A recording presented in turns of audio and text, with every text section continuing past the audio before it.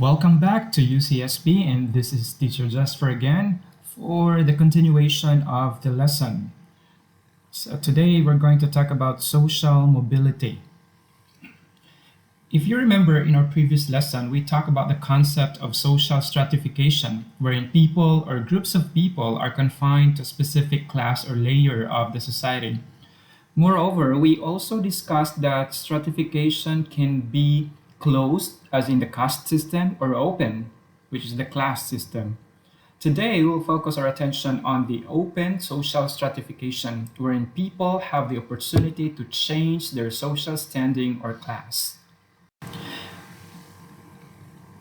This is known as social mobility. So, if you notice, the content of today's lesson is all about social mobility. Okay. Social mobility refers to the change or shift in an individual's social status from one status to another. It could be a change in wealth, social status, health status, literacy rate, education, or other variables. The movement or the change or the shift can obviously occur in any of three directions. That is to say, from lower to higher, from higher to lower, or between two positions at the same level. Now, you have an example here from a farmer to owner of an agribusiness. So there's a change in the status from a king to a peasant. There's also a change, but it's kind of a sad story. Now, before we proceed to the different types of social mobility, let's talk about the origin of social mobility concept. Now, Russian-born American sociologist and political activist Peterim Sorokin, I'm not really sure about the pronunciation, he first introduced the concept of social mobility in his book Social and Cultural Mobility. He states that there is no society that is completely open and no society that is completely closed. According to him, no two societies are the same in terms of movement, and that the speed of social mobility can change from one time period to the next. It depends on how developed the society is. Such societal shift can happen over time as individuals move from one position to another due to various social interactions. Mobility, more or less, provides people with benefits as they are motivated by different factors in society and work to reach towards new roles that offer them a better standard of living and greater rewards. People compete and cooperate with others in society to move up the social mobility ladder. So some people would say it's a rat race, survival of the fittest. Okay, so if you want to survive, you have to equip yourself with the necessities, the skills that are needed. Okay, moving on. Types of social mobility. We have basically two types only, horizontal and vertical mobility. Let's talk about horizontal mobility first. Social mobility can take different forms, and people can experience different types of mobility in different stages of their lives. Now, the types of social mobility are now independent, these two, of one another and can often overlap. So the first is horizontal mobility. It occurs when a person changes their occupation, but their overall social standing remains unchanged. Is it clear? It indicates a change in position within the range of the same position or status. It is movement from one status to its equivalent. Maybe some examples will do. Okay, example of horizontal mobility is when a doctor goes from practicing medicine to teaching in a medical school, the occupation has changed, yes, but the prestige and social standing remains the same. So that is a horizontal mobility. Or another, a teacher who realizes that he is no longer happy in the teaching profession. No, that's not me, I'm happy teaching. Shifted to another profession which is not far from teaching, like social work. Still another example. We have a laborer who comes to the city and becomes an industrial worker. Being an industrial worker and a laborer, they're not really far from each other. Okay, so that is horizontal mobility. Now, Sorokin describes horizontal mobility as a change in religious, territorial, political, or for family or other horizontal shifts, with no change in the vertical position because the class standing is still the same, just the position has changed. Now, moving on, vertical mobility. It refers to a change in the occupational, political, or religious status of a person that causes a change in their societal position. An individual or social object moves from one social stratum to another. Vertical mobility can be upward or downward. It can be an individual or group vertical mobility. Now, when you say individual mobility, individuals get into seats of political position. That's an example. They are said to have achieved this type of mobility. Okay, specifically, we have Manny Pacquiao. You know him, right? So, from a simple individual, unpopular, to becoming a multimillionaire politician and one of the most important figures in sports. That is an upward vertical mobility. Okay, so going back to the example of the kings, for example, so the king who becomes a peasant. So that's also downward vertical mobility. Now, for group mobility, it's like they attain high social mobility as one, together as one. Okay. For example, a group of teachers who successfully establish an organization in a school. So that is also an example of a group upward vertical mobility. Okay, let's deal with specifics. Okay, we have types of vertical social mobility. We have upward, downward, intergenerational, intragenerational, and structural. We're going to talk about each one of them. Okay, first is upward mobility. Upward mobility, it is when a person moves from a lower position in society to a higher one. It can also include people occupying higher positions in the same societal group. However, upward mobility, while seen as a good thing, can also come at a cost for individuals. Oh, it's like the drawback. When a person moves upwards, they need to leave behind familiar surroundings, such as family and places. Like they have to relocate because they could buy their own house already. So they have to leave their neighbors, the ones that they have established good relationship with. Okay. And they may also need to change their way of thinking and behavior. Way of thinking. I'm not really sure, but probably because their standing has changed. Just like Manny Pacquiao earlier.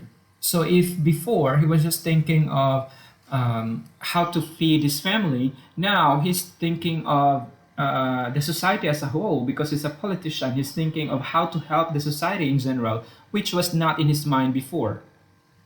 Okay, and also the individual will need to adapt to the new environment.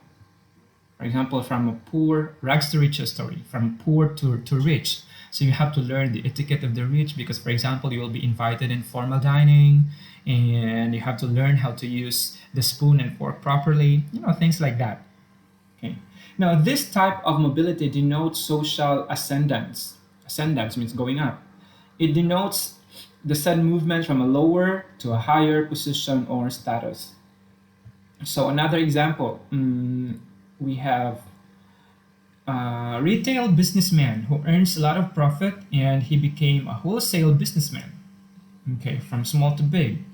And then the son of a mason, like carpentry something worker, through educational attainment may become a university professor. So that is also an upward mobility. Okay, so if there's upward mobility, there's also downward mobility. It takes place when a person moves from a higher position in society to a lower one. It can occur when someone is caught performing a wrongful act. That can result in the loss of the position they currently hold. It can be stressful, of course, for people who face a rapid decline in their social status. This type of mobility is social descendance, the opposite of upward, or social failure on the part of individual or group. Sometimes individuals who fail to maintain their social, political, or economic positions and lost their statuses may feel stressed out and maybe they would lose their sanity. Okay, so for example, big businessmen who have invested huge money in business, but eventually the business went bankrupt. And what else? Okay. Um, Maybe a politician who was convicted of graft and corruption, so may become just an ordinary citizen or be imprisoned. So he would be equal to other criminals, which is kind of a lower position in the society. Okay, let's talk about intergenerational mobility.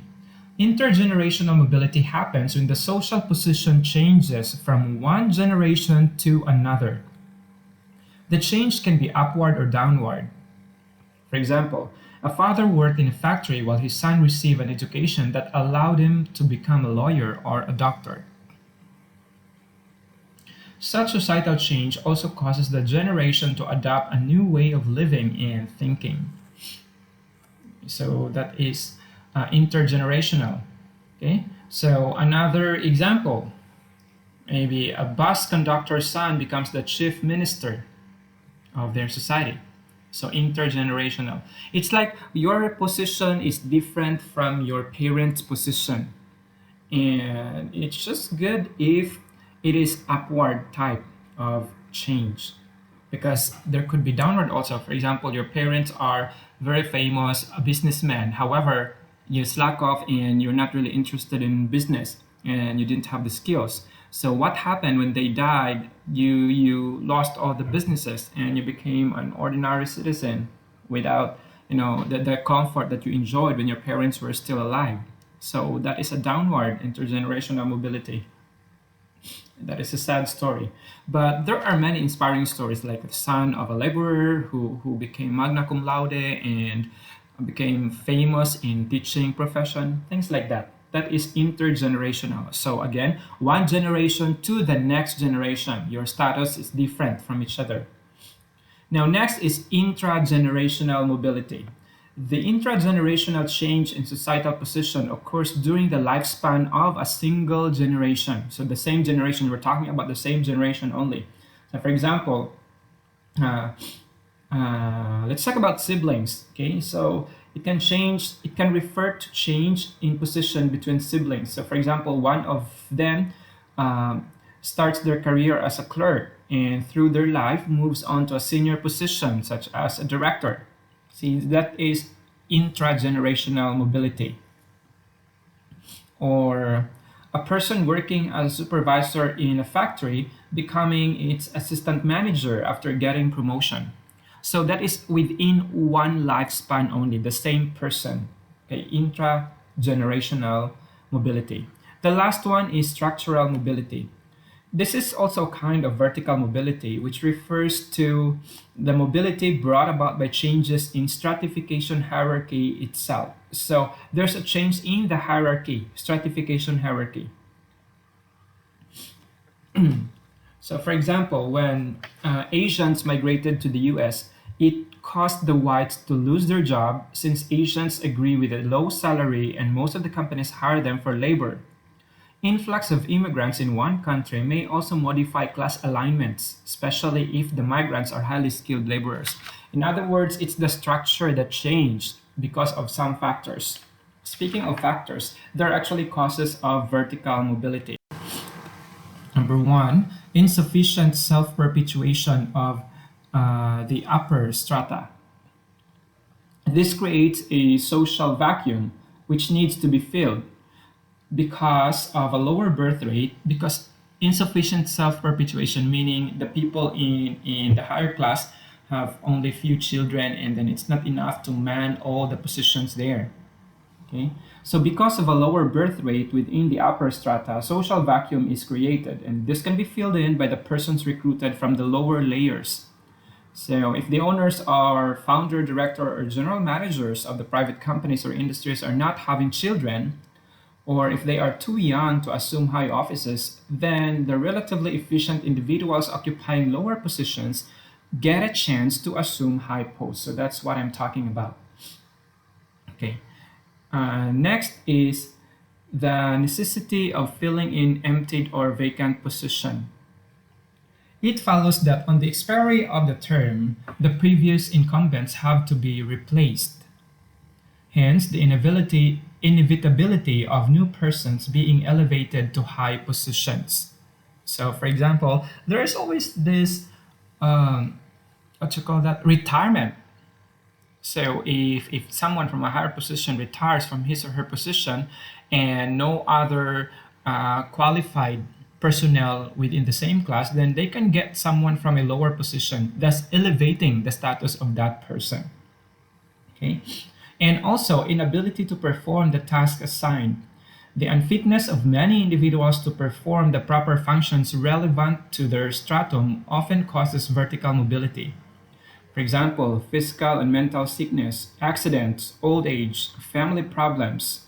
So, under such circumstances, the need arises for replacing these persons with different ones. And in the course of replacing them, probably someone from a lower position can get the job.